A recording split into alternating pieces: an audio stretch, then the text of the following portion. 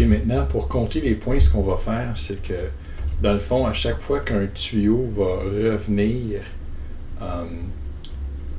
à droite, on va compter les points. Donc là, voyez-vous, j'ai réussi une de mes meilleures séquences à vie à Flappy. Je suis en feu. Donc, à chaque fois que le tuyau revient à droite, on va compter un point. OK, donc là, je vais crasher. Voilà, donc là, j'ai réussi 7 ou 8 points. Donc, dans le fond, à chaque fois que, par exemple, on commence, le tuyau vert s'en vient ici, on passe à travers, puis il revient ici. Donc, chaque fois qu'il va revenir ici, on va venir afficher un point en haut à gauche, par exemple. Okay? Donc, c'est ce qu'on va faire. Donc, dans notre programme, toujours dans flappy.js, on va se définir une variable ici. OK. Donc, ça va être un compteur de points. OK. On va appeler ça poétiquement point. Puis on commence avec 0 point au début du jeu. Puis on a dit qu'on allait augmenter les points à chaque fois que le tuyau repartait à droite. Donc ça, on faisait ça ici. Okay? C'est là où d'ailleurs on calculait dans la leçon précédente là, la hauteur au hasard, puis l'espace au hasard. Donc si on est rendu là, on peut se donner des points supplémentaires.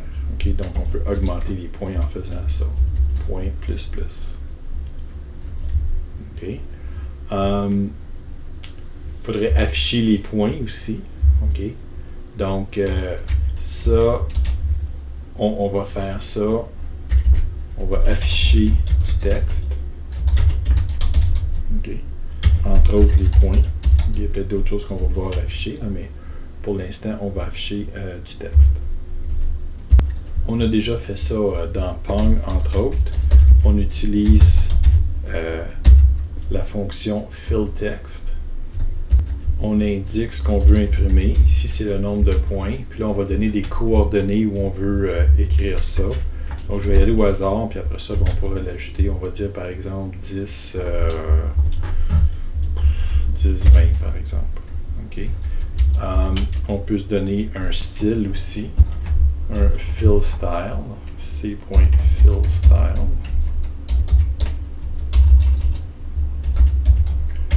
On peut mettre les points, je sais pas, on les met en vert. Okay, vous pourrez choisir la couleur qui vous plaît.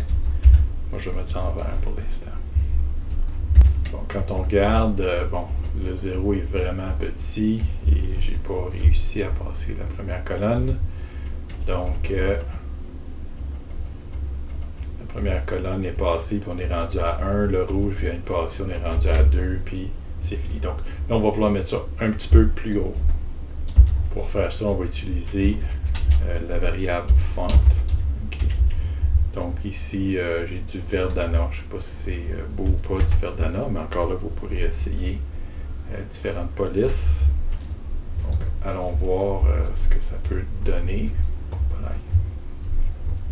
Okay. Donc, allons voir ce que ça peut donner. Ici, Flappy Bird. Donc, c'est un petit peu plus gros.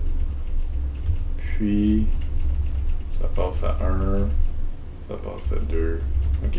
Vert, c'est peut-être pas une bonne idée là, parce qu'on a des tuyaux verts. Donc, on va aller mettre ça une autre couleur. On va mettre ça orange. OK. Puis, on peut peut-être le baisser un tantinet. Puis, le tasser un peu. Puis ça, vous pourrez vous amuser pour que ce soit à votre goût. Bon, l'orange est vraiment atroce, mais je me fie à vous là, pour trouver une meilleure couleur que ça. OK? Donc, voilà.